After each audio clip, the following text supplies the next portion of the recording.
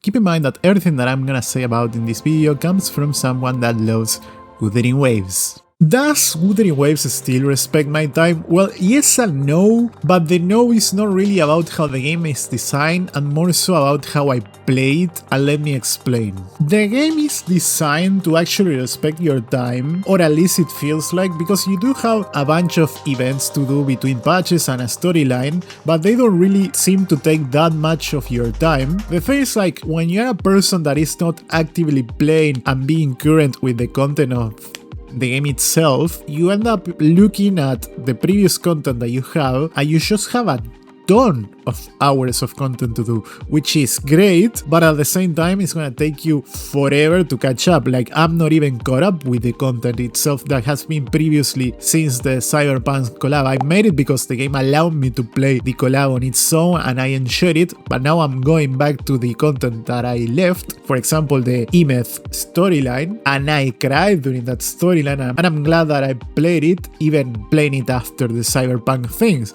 The thing is, like, I still have even more previous content to do before that, you know?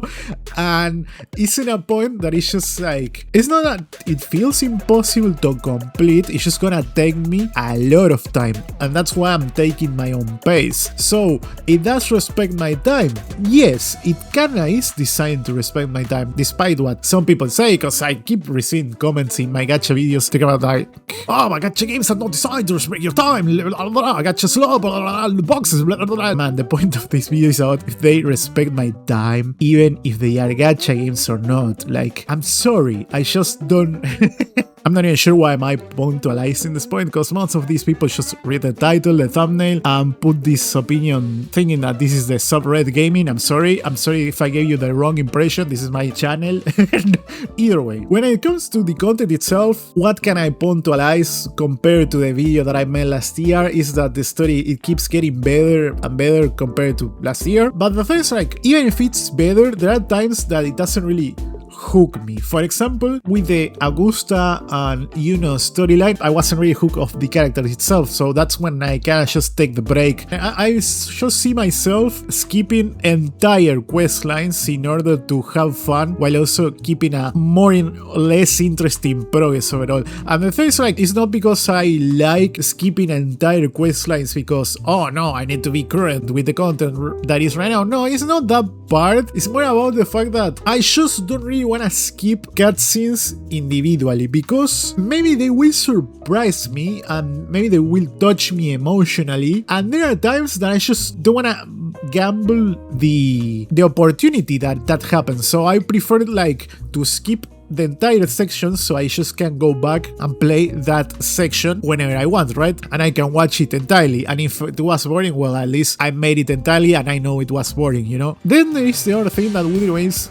game loop is pretty simple, to be honest, which is not a bad thing, but it's like, you do the story, you do combat, and then you do the mini events that could have combat or mini games to unlock a character, okay? And the thing is, like, if you are doing this type of content maybe 1 hour or 2 per patch, it's not really a bad issue. When you are doing it for 5 hours, 6 hours, or maybe even 10 a week, or even more, you know, maybe some people even play this daily 8 hours, I don't know. When you're doing that game loop for a very long time, it can get repetitive, and it doesn't really matter if it's good or not. Like, it's just a thing that it causes you burnout, because the game loop itself, it's amazing, but it is what it is. Like, it's that short. But yeah, that game loop itself is something that it can give me burnout, and that's why I just take breaks from the game at the end of the day. Then, about the characters, and I'm gonna talk about the monetization a little, but about the characters itself, I'm very special because a lot of the characters that Wuthering Waves release,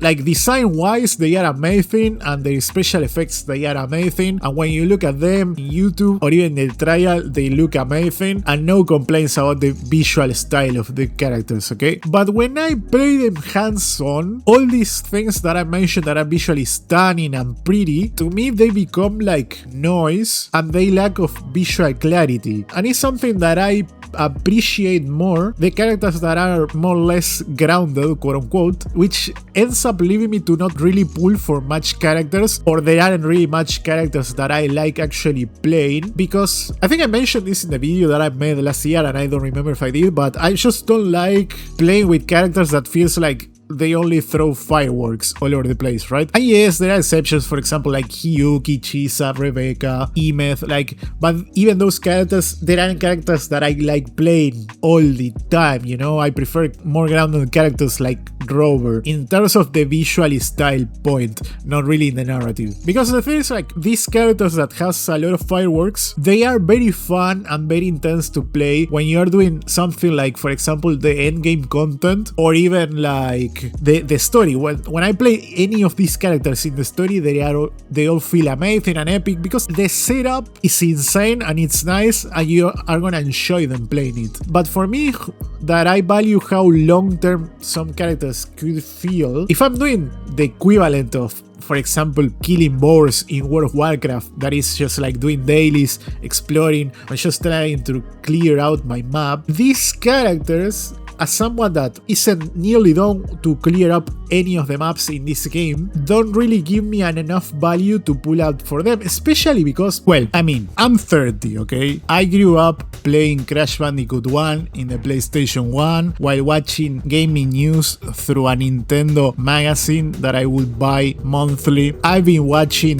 the microtransactions of gaming since my teenage days to nowadays. So my opinion about the 50-50, like pulling up for the character, I already explained it in the banner collab of Cyberpunk, but this is an extension to that. It just doesn't really thrill me to pull up for characters, and this is something that I've been mentioning since Genshin Impact days. Like, I never like the ability to lose the character even though I have the required amount of currency for it. Like, just being able to lose it in the 50-50%, I'm just, man, I just don't deal with it. I'm sorry, like, this is my take. This is something that we can discuss about anything. The 50-50 is not something that is negotiable to me. We do not negotiate with terror. Nah, it's okay. Don't worry.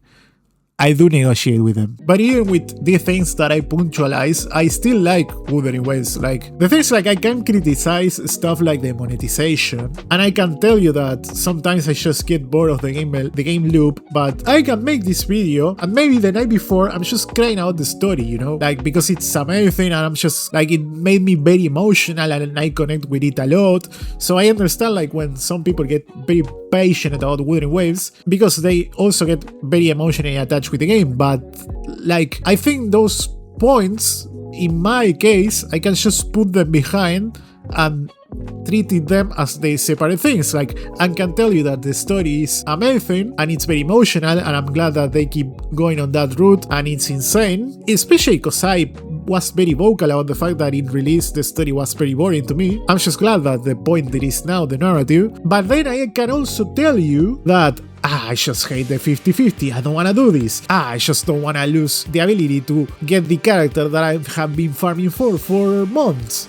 Or, there are a lot of characters that look intense and they look so nice and I'm glad they are in the game, but I'm not gonna pull them because I just prefer other types of characters. You know, this is not something that, oh no, I just want the game to be made for people like me that just don't like visual effects. No, I'm not asking for that. I just like point out that sometimes I just, even though I know they look insane, I just don't pull up for them because they look like noise to me. Pretty noise, but still noise, you know? I think that's pretty much it that I have to say about this video. I don't know what your thoughts are gonna be in the comment section below. I just hope that if you gonna put something in the comments, at least you watch the video.